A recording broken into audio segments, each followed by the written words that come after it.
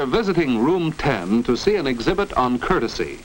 May I present Mrs. Anderson and her son Bill, who is in the class.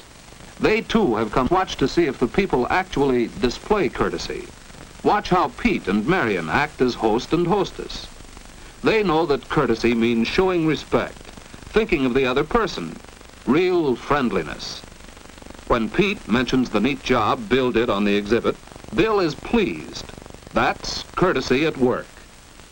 You can see, too, that everyone in the class must have done a great deal of thinking about courtesy and much work to prepare these posters and the rest of the exhibit.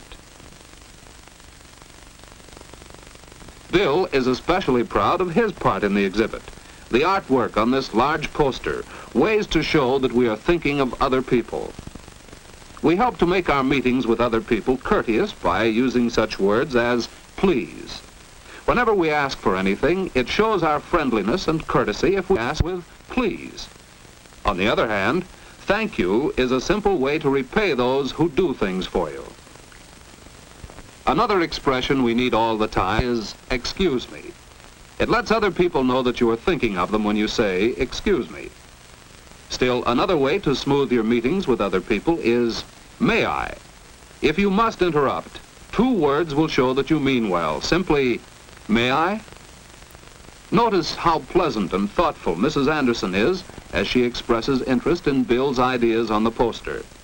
Bill graciously shares the credit with his classmates. It was a joint project, he explains, during their study of courtesy. While Pete and Marion posed, Bill sketched the action. Please.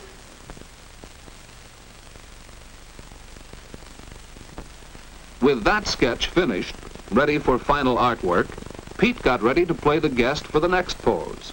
Marion was the hostess, offering him a cookie. Thank you. Pete showed that he appreciated her kindness.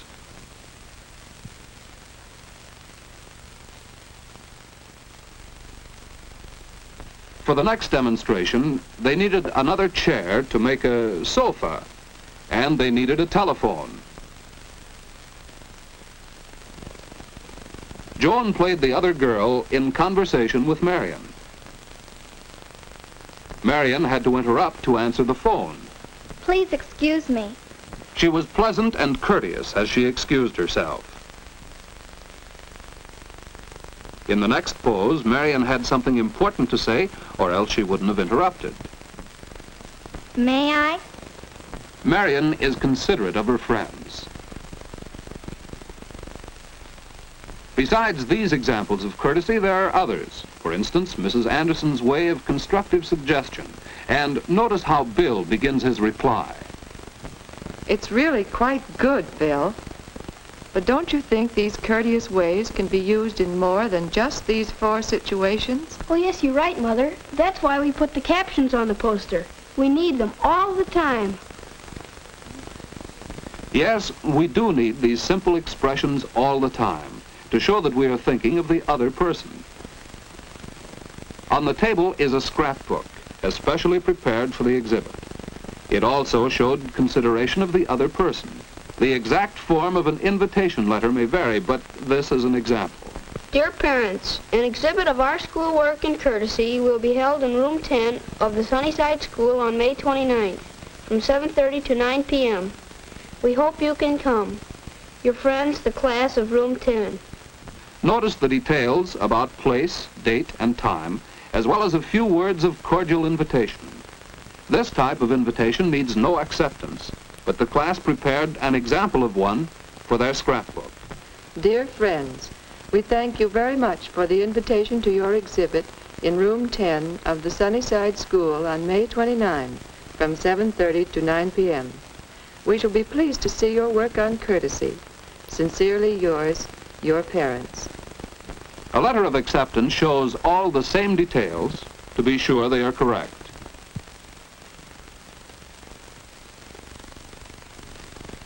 There is also a sample letter of regret stating why the person could not accept. On the next few pages of the scrapbook are drawings and poems Pete had made about courtesy when using the telephone. Answer promptly. Don't keep the other person waiting.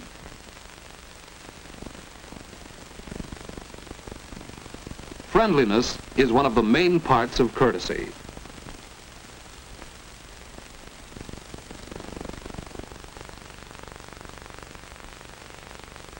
It saves time and makes your conversation more pleasant if you speak distinctly.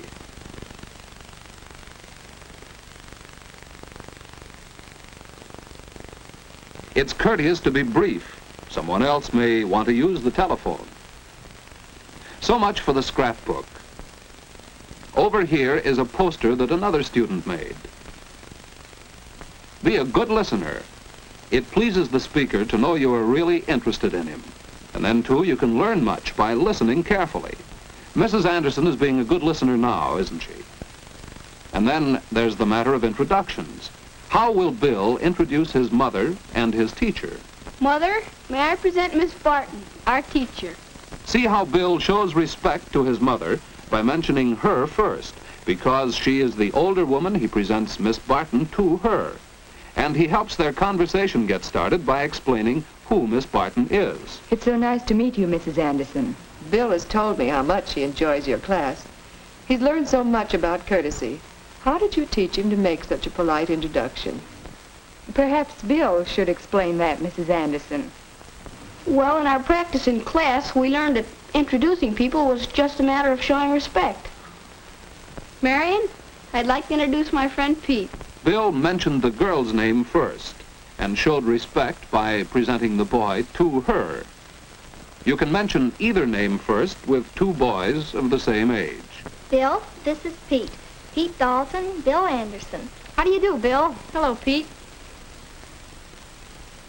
So the poster that grew out of this practice is included in the exhibit. And that's how the class learned that introductions are really easy. Just remember to show respect.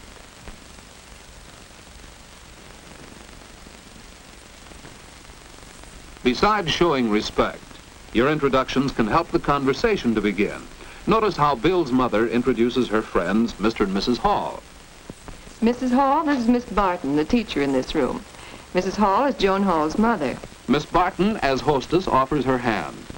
Next, Mr. Hall is presented to Miss Barton. And finally, Bill is presented to Mr. and Mrs. Hall. Remember the order? There's a technique to shaking hands. No one likes to have his hand crushed by a bear, nor to clasp one like this, sometimes referred to as dead fish.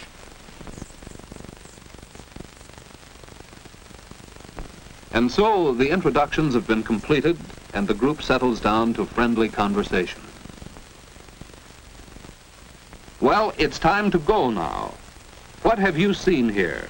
That is, what have you seen besides the posters and scrapbooks of the exhibit? As you watch the host and hostess, their pleasant manner standing at the door to thank their guests for coming, as you see the guests reply graciously, you realize that it's the simple things, being friendly, thinking of the other person, and showing respect that make up everyday courtesy. Real living courtesy has made the evening a pleasure and a success.